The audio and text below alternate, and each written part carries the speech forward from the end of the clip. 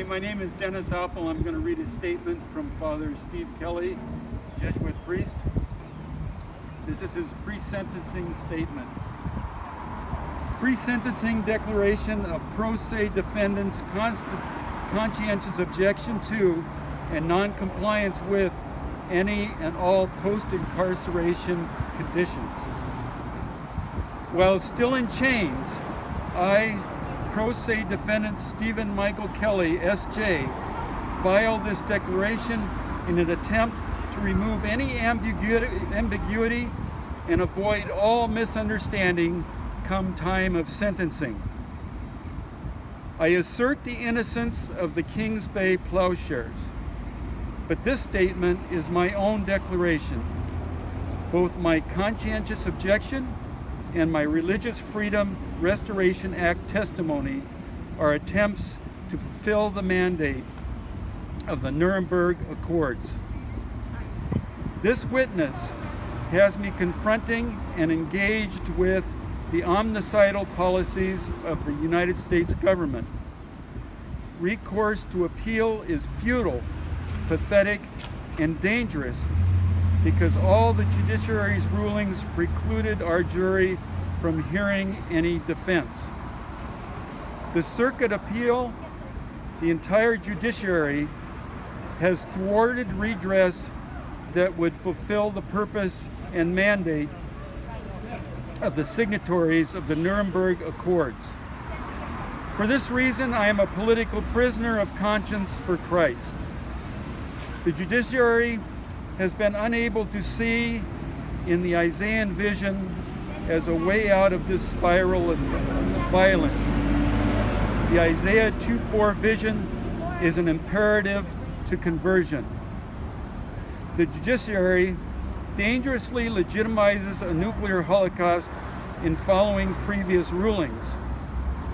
The precedents, when followed, have functioned as a gag order. This court would not allow the jury, the triers of fact, to hear what was recognized in our Religious Freedom Restoration Act evidence. We were at the Trident base to preach against the sin that flourishes in weapons of mass destruction. Given that situation, my participation in any aspect of supervised release is to comply with and to accommodate the U.S. compelling interest of the nuclear weapons agenda. Compelling interest is a euphemism for thousands of Hiroshimas and Nagasaki's.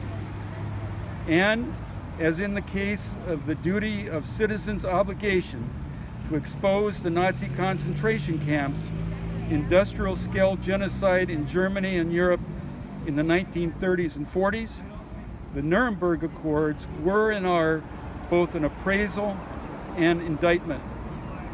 The nuclear weapons are flying extermination ovens. In conscience, I can't let any court order or threat restrict me from imitation of the Good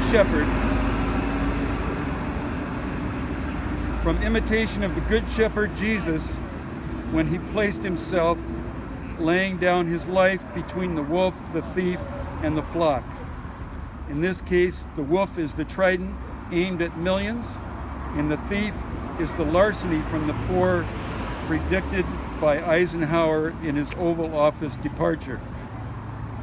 I answer to a higher authority in that my faith imperative, as outlined in the tenets of the Catechism, missions me to respond to the needs of the poor, oppressed, disenfranchised, in any locally and without any exclusion to those with felony records.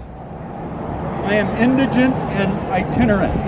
I will respond, should I be found worthy, led by the Spirit, to witness the prophetic vision offered in Isaiah 2:4 by fulfilling its embodiment. I am aware that imposition of supervised release is a guideline option, not mandatory for this court. I point out that supervised release was not intended for anti-nuclear activists.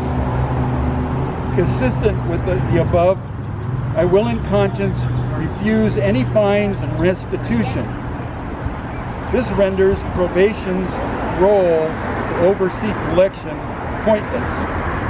In the wake of sentencing, I will be taken in chains to Federal Court, Tacoma, Washington, to answer for the warrant that stemmed from my stating in open court in September 2016 that I refused supervised release. And I suggested to the federal magistrate presiding to translate any term of supervised release into a period of incarceration. This has been consistent in all my previous Plowshares witnesses. In closing this declaration, if it is not apparent that our nonviolent witness at the Trident base was to save not a few, but a multitude of lives, then let this instrument serve to make that an explicit recapitulation of that intention.